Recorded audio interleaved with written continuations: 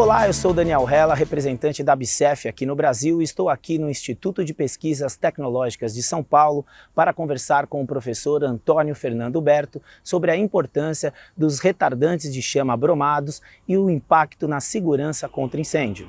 O professor Antônio Fernando Berto é referência no Brasil quando o assunto é segurança contra incêndio. Engenheiro civil pela Universidade de São Paulo, mestre em arquitetura e urbanismo também pela USP, pesquisador e chefe do Laboratório de Segurança ao Fogo e Explosões do IPT, docente do curso de mestrado profissional do IPT na disciplina Segurança contra Incêndio no Ambiente Construído, coordenador das comissões de estudos de reação ao fogo dos materiais e vedações corta-fogo do Comitê Brasileiro de Segurança contra Incêndio da Associação Brasileira de Normas Técnicas. Professor, muito prazer recebê-lo, na verdade, ser recebido aqui pelo senhor no IPT para falarmos de um assunto tão importante que é a segurança contra incêndio.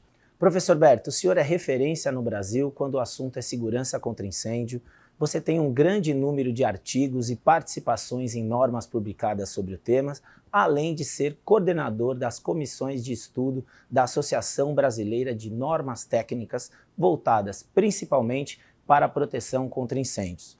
Conta um pouco mais para a gente da sua formação e o porquê você escolheu esse campo de pesquisa. Legal, obrigado, Daniel, pela oportunidade de estar conversando com você, né, sobre uma questão que é tão cara para mim, que é a segurança contra incêndio.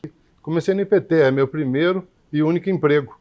Eu me formei na USP em São Carlos, em Engenharia Civil, e tinha, na ocasião, tinham acontecido grandes incêndios, né, em São Paulo. O incêndio do edifício Andraus, com muitas mortes, depois famoso, né, terrível, né, depois ainda pior, o incêndio do edifício Joelma, que morreram quase 180 pessoas, um negócio que chocou o Brasil, né? Chamou atenção para o problema da segurança contra o incêndio. O IPT, na ocasião, se mobilizou no sentido de compor um laboratório para atuar na área. Surgiram as primeiras regulamentações na cidade de São Paulo e em outras cidades também, grandes cidades do Brasil, porque esse problema de grandes incêndios, na ocasião, por volta de 1970, início da década de 70, a gente está falando.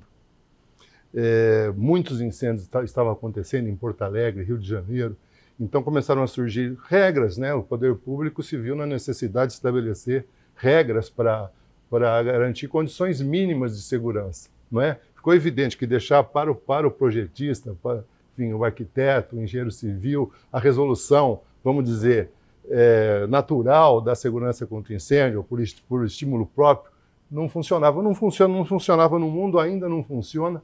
Segurança contra incêndio é objeto de regulamentação e fiscalização. E, então começaram a surgir as primeiras regras no Brasil, tardiamente em relação ao mundo, naturalmente, e o IPT se mobilizou, o governo do Estado, no sentido de compor um laboratório.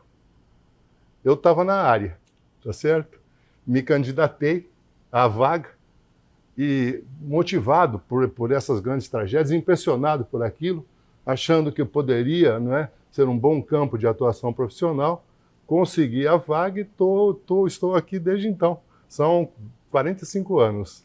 Recentemente, você coordenou um novo estudo aqui no Instituto de Pesquisas Tecnológicas do Estado de São Paulo, IPT, um estudo que incluiu testes em televisores brasileiros e norte-americanos e tem resultados impressionantes sobre a reação ao fogo de materiais poliméricos. Você pode compartilhar com a gente um resumo sobre a pesquisa e a sua importância para as normas de segurança contra incêndio? Claro, Daniel, foi um estudo comparativo, não é? A gente escolheu um modelo americano de televisor de LED, e um modelo equivalente brasileiro de mesma fabricação, ok? E fizemos a comparação considerando o risco de incêndio que esses televisores podem oferecer. Então a gente fez diversos tipos de comparação. Primeiro, as características físicas eram iguais, identificamos o tipo de polímero da carcaça, era o mesmo. Identificamos a presença de retardantes de chama, né? No televisor americano tinha, né, um composto bromado, polibromado, no televisor brasileiro não. E aí fizemos ensaios de de funcionamento, usando termovisores, avaliando as temperaturas de funcionamento, uma série de estudos, e chegamos, afinal, à carcaça, né, do televisor como um aspecto que poderia, como indicava o estudo americano, esse aspecto negativo. Fizemos vários ensaios de ignitabilidade e em todos, focados na carcaça e em todos o comportamento do televisor, da carcaça do televisor brasileiro. A gente poderia considerar como péssimo, na categoria péssimo, e a carcaça do televisor americano, o oposto, ótimo. Em todos os americanos, por mais rigorosos que fossem esses ensaios, não ocorria, na realidade, a ignição da carcaça. No televisor brasileiro, por sua vez, por mais brando que fosse a fonte, né, de ignição, a chama, ou o fio quente, ou a chama-agulha, de diversas modalidades de ensaio, todos normalizados, como eu disse, por mais brando que fosse, a carcaça se ignizava. Inclusive, uma curiosidade, Daniel, o incêndio que aconteceu no Wilton Paz de Almeida, no centro de São Paulo, no Largo do Paissandu, lembra? Morreram muitas pessoas, sim. Foi um acidente terrível, né? Ocorreu a ruína do edifício. As reportagens dão conta de que o incêndio aconteceu em um televisor. Olha só. Começou em um televisor. Então é um risco importante, é um risco que merece atenção, e então a gente tratou de fazer isso com o apoio da ABChama, não é? Que é a Associação Brasileira de Retardantes de Chama, do Brasil, e acho que tivemos sucesso nesse trabalho, evidenciamos questões importantes, e afinal acho que conseguimos indicar um caminho que a gente agora deve trilhar para tentar estabelecer no Brasil uma nova realidade para esses equipamentos. Na sua opinião, como especialista em segurança contra incêndio, quais as principais conclusões dessa pesquisa? A principal conclusão é que os televisores brasileiros, por não terem retardante de chama na carcaça, oferecem sério risco de se tornarem focos de incêndio, causarem incêndio nas mais diferentes ocupações, especialmente nas residências, não é? Então, que os televisores brasileiros, pela forma como são constituídos, por não incluírem, afinal, né, retardantes na formulação da carcaça, né, acabam tendo podendo oferecer risco, causar incêndios e, enfim, essa é a essência do trabalho. Com base nas descobertas que você acabou de descrever, professor, como você definiria o papel e a importância do uso de retardantes de chama bromados em produtos eletroeletrônicos? Olha, Daniel, os ensaios que são necessários para comprovar o bom desempenho dos televisores em relação ao risco de incêndio, eles simulam situações críticas que podem ocorrer e ocasionar o envolvimento do televisor e a partir daí o surgimento de um foco de incêndio. Esses ensaios sendo críticos, quando você considera o material polimérico sem uma composição apropriada, eu quero dizer, a inclusão ou não é, de compostos retardantes de chama. O estudo deixou evidente, o televisor americano inclui retardante, teve um comportamento exemplar. O televisor brasileiro não incluía retardante de chamas, teve um comportamento bem ruim, não é? Isso já, por si só, já demonstra, né, a necessidade de retardantes. No caso, o material polimérico da carcaça é um ABS, tratado com um composto polibromado. Resolveu, vamos dizer assim, o problema. Não é? Não tivemos, a partir de todos os ensaios críticos que a gente submeteu a essa carcaça, não é?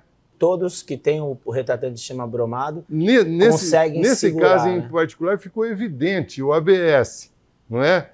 Tratado com esse composto bromado, ele tem uma mudança fundamental em termos de desempenho, pensando na questão da ignitabilidade. Professor, o senhor está envolvido no desenvolvimento de programas de segurança contra incêndio e na análise e avaliação de materiais quanto à sua reação ao fogo. Considerando sua longa experiência, quais são, na sua opinião, os principais desafios do Brasil para a implementação de políticas públicas nessa área? Olha, Daniel, a questão da segurança contra incêndio, como eu já falei, tem que ser objeto de regulamentação por parte do poder público e fiscalização também. E não se associa apenas a eletroeletrônicos, não se associa apenas a mobiliário, está associada à edificação. E sob esse ponto de vista, a regulamentação trata a questão. Não trata a questão associada a mobiliário, não trata a questão associada a eletroeletrônico. E já tratando apenas da edificação, já a fiscalização, não é, tem grande dificuldade de garantir que as regras sejam cumpridas. É preciso o poder público intervir, né? A conscientização dos fabricantes talvez seja mais importante. Fundamental. Eu fico me perguntando, não é, Daniel, por que o mesmo fabricante nos Estados Unidos incorpora retardantes de chama, conseguindo um resultado fabuloso, e para o mesmo televisor fabricado no Brasil não incorpora? Porque lá existe um respeito pelo consumidor que aqui não há. Porque aqui o consumidor não tem consciência, porque aqui não se faz estatística, não se divulga, não se estudam os casos de incêndio e se busca responsáveis por isso, porque nós vivemos nessa situação de impunidade em relação a essa questão. Então a população sem informação não tem nem condição de exigir o poder público não investigando incêndios, não se aprofundando, não evidencia o problema. Então nós temos a população desprotegida e uma situação que, enfim, os fabricantes não tomam a dianteira. Naturalmente, algum custo adicional isso implicaria, mas eu me preocupei com essa questão, eu questionei. Tá certo. O televisor ficaria muito mais caro por incorporar retardante de chama? Não ficaria. Não ficaria. Seria um custo plenamente absorvido na produção e representaria para os fabricantes um respeito que o consumidor brasileiro também merece. Também merece. O importante é que nós da ABCEF, da ABCHAMA e do IPT continuaremos trabalhando para isso mudar, não é verdade? O que depender do IPT e do meu trabalho, da minha luta por essa causa, a gente vamos chegar lá. Tá certo. Professor, muito obrigado pela sua participação. Um grande prazer estar Obrigado. aqui. Sucesso na jornada. Obrigado, Daniel. Obrigado pela oportunidade. Um abraço para todos. Valeu.